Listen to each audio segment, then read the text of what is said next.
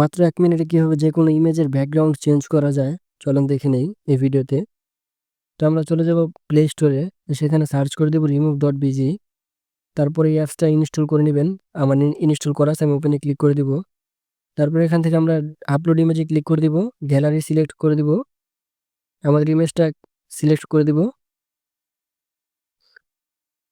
Background remove complete. এখন যদি আমরা চাই এখান থেকে কোনো ব্যাকগ্রাউন্ড অ্যাড করতে, তাহলে আমরা যে নিউ অপশনটা এখানে ক্লিক করে দিব। তারপর এখান থেকে আমাদের পছন্দ মতো ব্যাকগ্রাউন্ড অ্যাড করতে পারবো। তো আমরা যদি চাই যে কোনো এক কালারের ব্যাকগ্রাউন্ড অ্যাড করতে, সেটাও পারবো।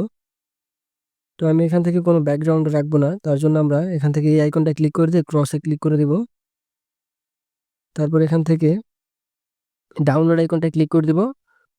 তারপর প্রিভিউতে ক্লিক করে দিব, আমাদের ইমেজটি ডাউনলোড করা কমপ্লিট হয়ে যাবে।